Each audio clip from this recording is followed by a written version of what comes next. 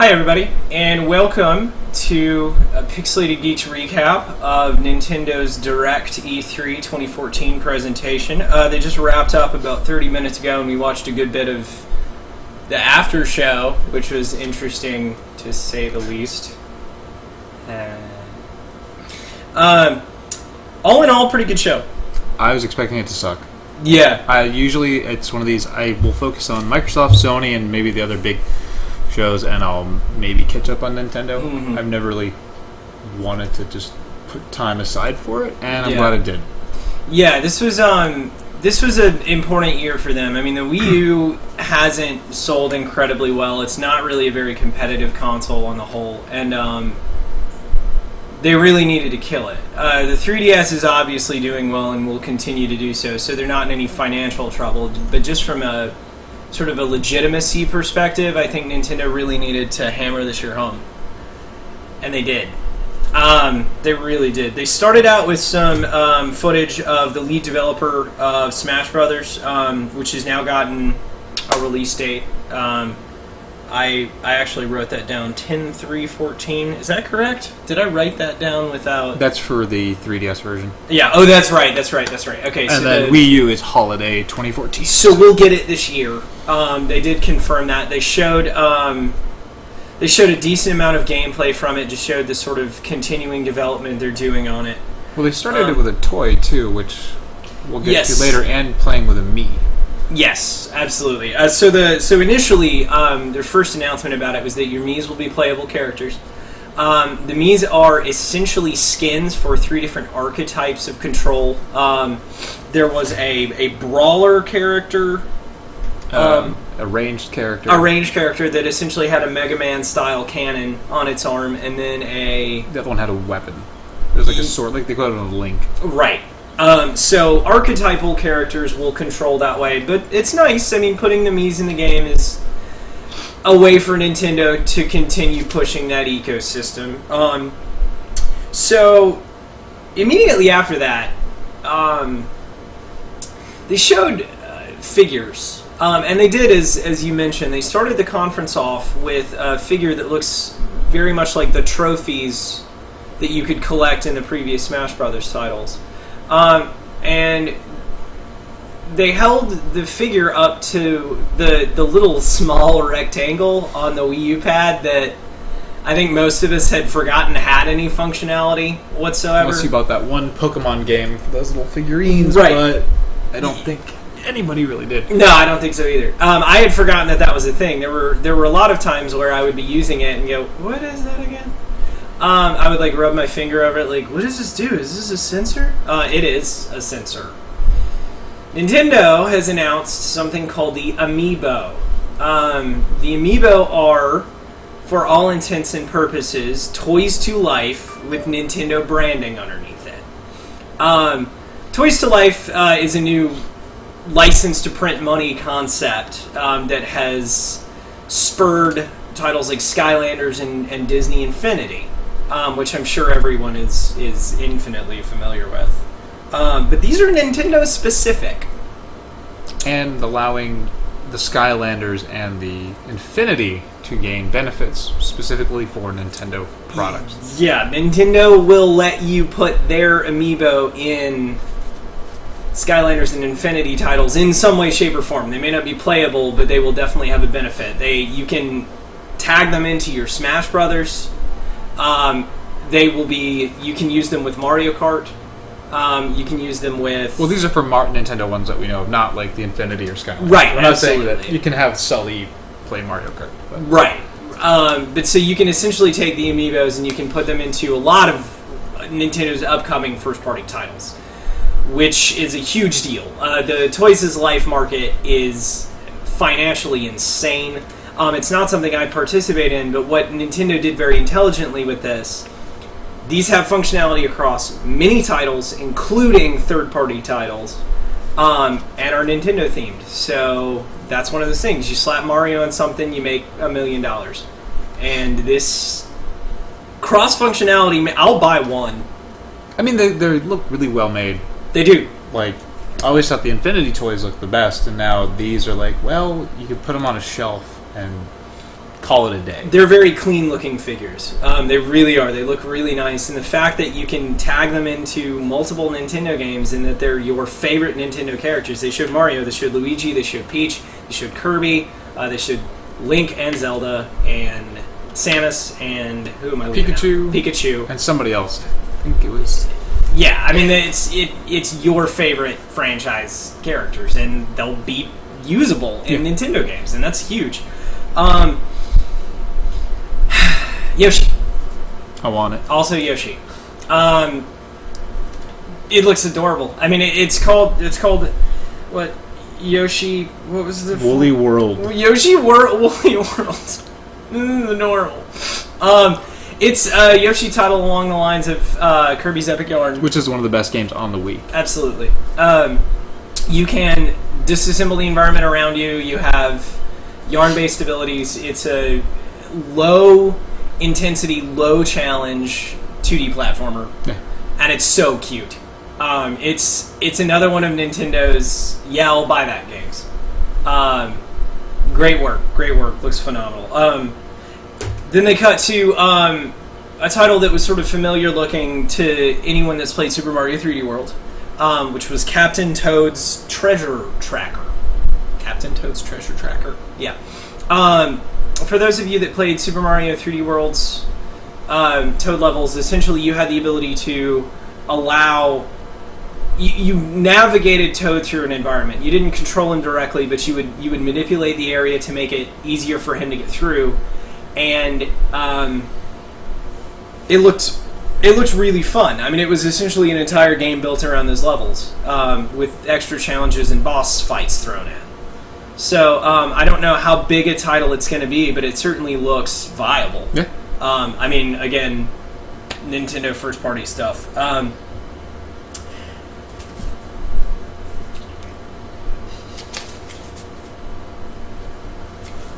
They showed a Zelda! They showed an open-world Zelda! They showed a huge, gorgeous-looking Vista, Link on his horse,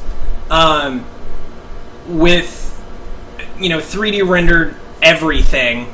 Gorgeous particle effects. You saw a day-to-night cycle in the shot, and then an enemy that looked incredibly intense. Well, it reminded me, too, when they first announced Skyrim, do you remember when Todd Howard's like, you see that mountain? You can go climb that mountain. They pretty much did that. They were like, do you see that mountain? You can go there. And it's like, okay. Yeah, I will. Oh, I will too. I will buy that game hard. It looks amazing. I mean, the art style was gorgeous. It was sort of a continuation of the direction they were going with Skyward Sword. A little bit less in the oil painting kind of thing that they were doing, but Link looked badass and had big explosive arrows, and I don't know what that thing at the end was, but that looked nasty. Yeah. We'll link the trailer. It looked amazing. 2015 as well. Right. And that... Which is pretty close for a Zelda game to be announced and then to be like, that's next year. It really is. And that, my initial instinct is, what does that mean we see more of it in 2015, or does that mean it releases in 2015? And hopefully it releases, because everything else that had a number indicated it was a release date. It looked amazing. Nothing else to say. Showed Pokemon Sapphire and Ruby, which... I mean, looks like a big step up for their franchise. They didn't dwell on it, but they don't need to. It's Pokemon. Print money. Yeah, it's going to sell. And it looked neat. It did. They showed Bayonetta 2, which is now shifted to... There was a release date for that, wasn't there? I think it's October as well. Yeah. Everything's in October. That sounds about right. Go ahead. Nintendo's just going to take all the money in October, I feel like. Yeah, absolutely. And Bayonetta 2 is now... a 2-pack with the first Bayonetta with exclusive Nintendo content as well as Bayonetta 2, which looks to be just more of the same, which is crazy, violent, over-the-top, satirical, hack-and-slash action. I have a lot of faith in that. I like Platinum as a developer. I think they make really solid hack-and-slash titles.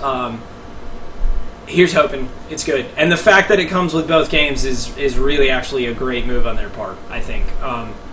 Especially for those of us that didn't beat the first one the first time around. I loved it. I loved what I played of it. I just didn't get all the way through it. But yeah, that looks really good. They segued to Hyrule Warriors, which was heretofore I think it was Japanese exclusive. I don't know if there's any other region code it was in. But it is coming out in the North American region code on the 26th of September. So that's another one of those late September, early October, go ahead, take my money releases. For those of you that aren't familiar with it, Hyrule Warriors is a Dynasty Wars style hack and slash. And the characters were... You had Princess from Twilight. Yes, Midna. You had Link, Zelda, and another... can't remember her name. Link and Zelda and Impa. Impa, yeah. Yeah, who is Zelda's bodyguard. The person that essentially turns her into Sheik. They only announced 4 definite playable characters, but they did say that they would be announcing more later. Here's hoping that you can play as Sheik. That would be excellent. Maybe some villain characters would be nice. And they have boss fights, which is kind of new. Yeah, new-ish. The Dynasty Warrior games, they always had the big guy you could fight, but this was more of like a Zelda-style boss. Yeah, they're really trying to cross the streams of the of the franchises and do so in a way that is authentic to both. This is the first Dynasty Warriors game I will buy. I will buy it. Last one I bought was in like 2003. Yeah, and the games have been the exact same ever since then. They haven't changed at all. The next title they showed was Kirby and the Rainbow Curse, and that was kind of unusual because they showed it only through the actual Wii U gamepad. I'm actually pointing at a Wii U gamepad. You can't see that. That was a waste of your time, but it's right there, I promise. Essentially, they showed Kirby being maneuvered through the atmosphere by swipes of the stylus. You could create a path for him to go through. It looked a lot like the previous Kirby title. There was the one on the DS originally that was like the something caverns or something like that. Okay, I did not play it. It that was a long time ago. But it essentially maneuvering Kirby in a 3D environment using lines drawn on the stylus. So, I mean, with the stylus on the pad. Looks interesting. I want to say it looks like a download title, but that's only because it was shown on the Wii U pad. Yeah. We didn't see big screen footage of it, so we'll see. That was actually sort of a running theme. It's kind of hard to tell what was what and what the intention behind it was. Robot Chicken? Yeah. So we were talking yesterday about how you structure a conference and how you don't, and you don't do it like Ubisoft. But you can have a media tie-in and make it work. Robot Chicken did a lot of the transitions between the different sequences, and I mean, because it was Robot Chicken, it was hilarious, and it worked because it wasn't over the top. It was all on point, and it didn't feel forced. So I guess the trick is actually be funny. Have good writers that write things well. Yeah. That's the trick. Yeah. And then talk to me about the rumor that had been circulating for a little while. Which one? There are many rumors. The Mario Maker? Yeah. Yeah, there had been rumors about this game where it was almost, I think, Little Big Planet, but with the Mario universe, and that was shown, and they showed it as, playing, looks like the original Super Mario Brothers, and all of a sudden it kind of paused, and the warp pipe was moved. Yeah. And then you could switch to the new Super Mario Brothers style as well. Yeah. And they're just showing you could just create all these different things and switch, and it's kind of like that moment like with the Halo Combat Evolved Anniversary where you could hit a button and it would change the graphics. And yeah. I think it's genius. I think it might be a download. It seems like it's going to be like a downloadable or something like that. It didn't look very big. It was another one of the titles that was shown only on essentially the pad. I'm excited because it's one of those, you play a Mario game and you're like, I've done this course so many times, I can do it. I bet I could create something else. Yeah. It's just a really solid concept. You can essentially pause the play.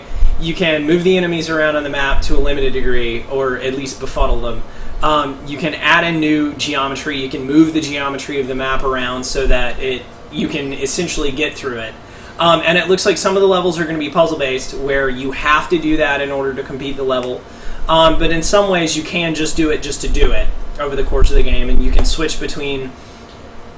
I don't know if it switched between 2 things or 3 things. I don't know if it was between original graphics, DS graphics, and like the new Super Mario Brothers like, or those